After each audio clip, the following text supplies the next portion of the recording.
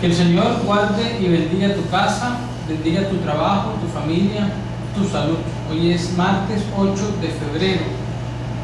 El Evangelio de Marcos, capítulo 7, versículo 1 al 3, es el Evangelio que vamos a meditar, que el Señor nos regala para fortalecer nuestra fe. En aquel tiempo se acercó a Jesús un grupo de fariseos con algunos escribas de Jerusalén, y vieron que algunos discípulos comían con manos impuras, es decir, sin lavarse las manos. Los fariseos, como los demás judíos, no comen sin lavarse antes las manos, restregando bien, aferrándose a la tradición de sus mayores. Y al volver de la plaza no comen sin lavarse antes y se aferran a otras muchas tradiciones de lavar vasos, jarras, ollas. Según eso, los fariseos y los escribas preguntaron a Jesús: ¿por qué comen tus discípulos con manos impuras y no siguen la tradición de los mayores? Él les contestó: bien profetizó Isaías de vosotros, hipócritas, como está escrito: este pueblo me honra con los labios, pero su corazón está lejos de mí. El culto que me dan está vacío, porque la doctrina que enseñan son preceptos humanos. Dejáis a un lado el mandamiento de Dios para aferraros a la tradición de los hombres. Y añadió: anuláis el mandamiento de Dios por mantener vuestra tradición. Moisés dijo: honra a tu padre y a tu madre, y el que maldiga a su padre y a su madre tiene pena de muerte.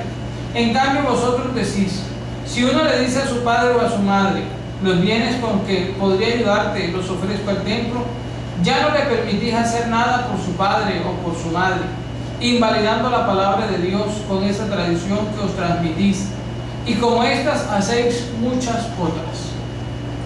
Palabra del Señor. Gloria a ti, Señor Jesús. La palabra de Dios es viva y eficaz. Es espada de doble filo que llega a lo profundo de nuestro corazón. La palabra de Dios sirve para orientar, exhortar, corregir, para bendecir. La palabra de Dios es una bendición, pero podríamos decir que la palabra de Dios es como un invento químico en manos de una persona irresponsable, es un peligro mundial. Igualmente la palabra de Dios en manos irresponsables, la palabra de Dios cuando es manipulada, puede ocasionar que la persona malinterprete y friegue su existencia, friegue, dañe, perjudique su hogar. Cuando tomamos elementos, textos y los sacamos del contexto, puede perfectamente una persona terminar abandonando su hogar y metiéndose de cabeza en el templo, y eso no es lo que Dios quiere de ninguna manera. El Señor aquí hace una aclaración cómo los fariseos, escribas y demás están tremendamente equivocados, porque la línea del Señor siempre va a ser la misericordia. Cuando le hacen preguntas frente al sábado, recuerden que los judíos tenían más de 600 mandamientos, vivían aferrados a normas, a puntos, a numerales, a códigos, y puede sucederle al ser humano. Pienso en el culto cuando nos aferramos estrictamente a la liturgia y no descubrimos en la liturgia la expresión de libertad, de identidad católica cristiana, sino que descubrimos en la liturgia y en los mismos códigos bíblicos elementos es para amarrar a las personas, señalar a las personas y no para hacerlos libres.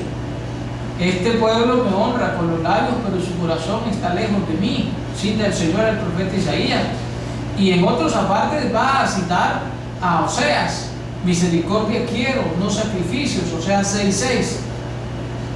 Querido hermano, querido fiel, usted que me escucha, usted que está atento a esta palabra de Dios, cuidado con caer en religiosidad y no en espiritualidad. La religiosidad, y no me refiero a la piedad popular, sino la religiosidad son todas aquellas manifestaciones expresadas en ritos, en normas, en códigos, por fuera, pero por dentro no calan, no llegan, como piedra que le cae el agua y el agua rechina. La espiritualidad es como una esponja que le cae el agua y la absorbe. La espiritualidad es asumir la escritura, procesarla bien y manifestar la misericordia de Dios hacia los hermanos.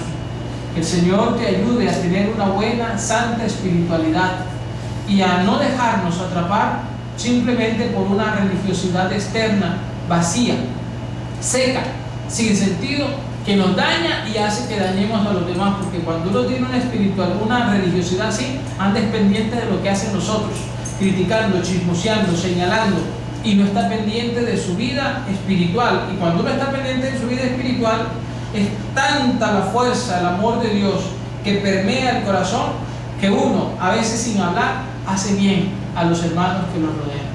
Que el Señor nos ilumine con la fuerza de su Espíritu Santo. Amén.